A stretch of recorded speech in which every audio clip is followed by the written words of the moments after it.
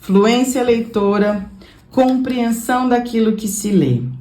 São coisas que precisam ser trabalhadas dentro da escola e estratégias potentes precisam ser utilizadas. Por exemplo, a leitura em voz alta.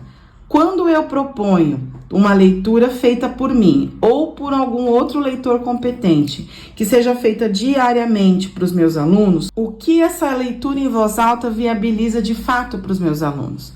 Ela repertoria, ela embasa, ela amplia, ela constrói. Ela constrói o quê? Ela constrói saberes, ela constrói leitura de mundo, ela constrói uma série de coisas, uma série de saberes que foi socialmente, historicamente construído.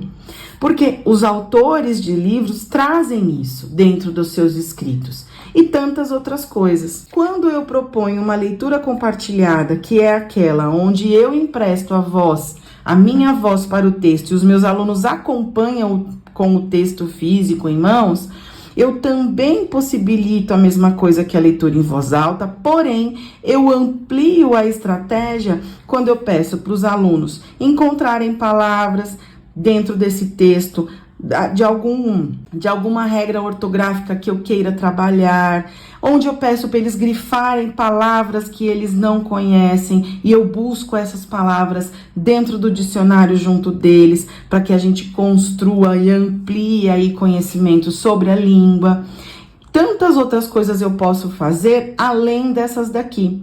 Quando eu proponho uma leitura de leite, o que eu estou propondo que os meus alunos façam? Eu deixo que eles escolham aquilo que eles querem ler, seja em livros ou fichas de leitura que eu disponibilizo no fundo da sala ou na biblioteca, enfim.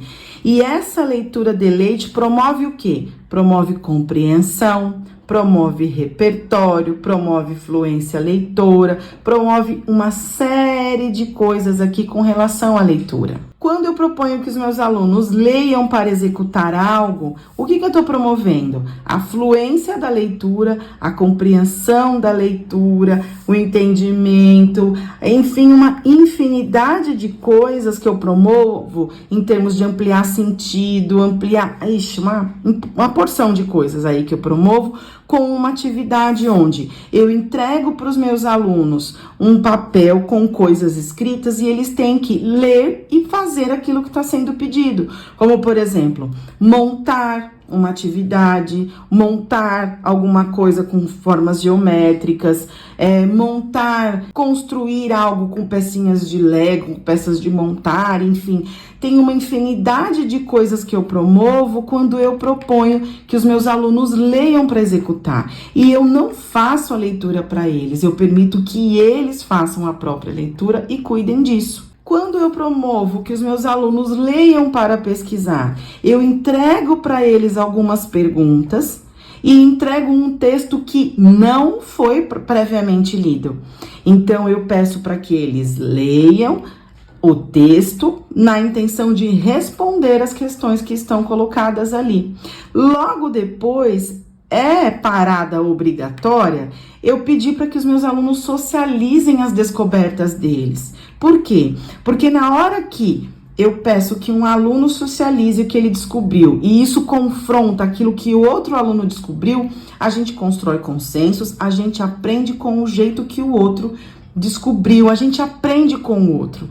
A interação é o que favorece a aprendizagem dentro da escola. E uma atividade de leitura pode promover essa interação e enriquecer demais. Então, eu ensino os meus alunos, quando eu proponho leitura para pesquisa, eu ensino localizar informações, sejam elas explícitas ou implícitas. Eu favoreço a construção da fluência leitora e uma infinidade de coisas.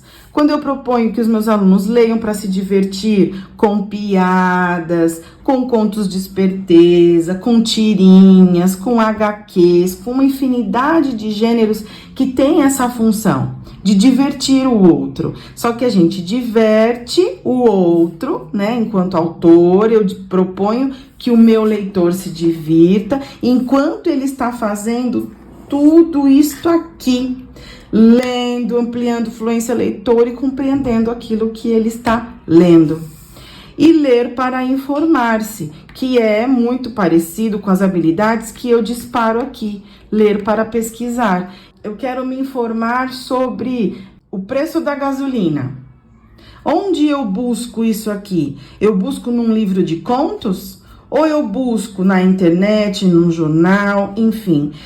Isto daqui não é só eu ter a habilidade de ler para deleite, de ler para executar, de ler para pesquisar, de ler para me divertir. Não envolve só isso, envolve também a habilidade de, quando eu quero me divertir, aonde que eu busco?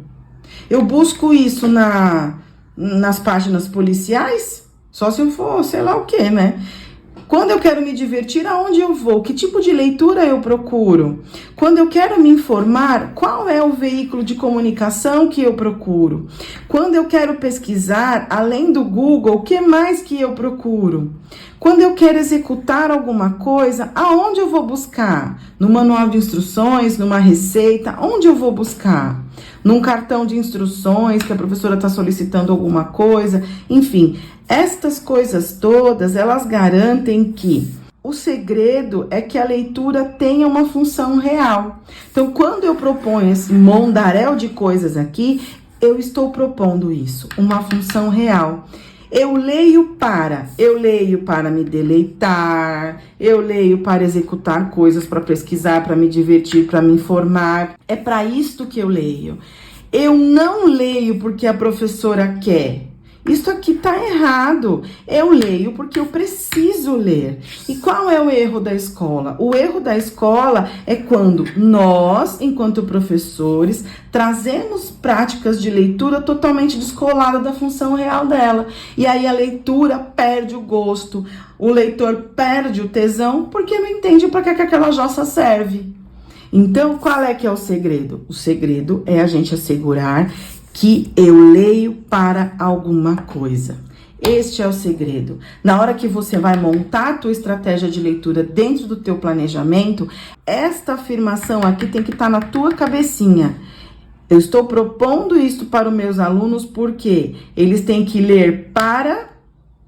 E aí, se você consegue responder aqui, é porque a sua estratégia tá ok. Agora, se você faz forcinha aqui para responder e fica tentando arrumar coisa para enfiar aqui, é porque o negócio tá meio esquisito e você precisa rever a sua estratégia.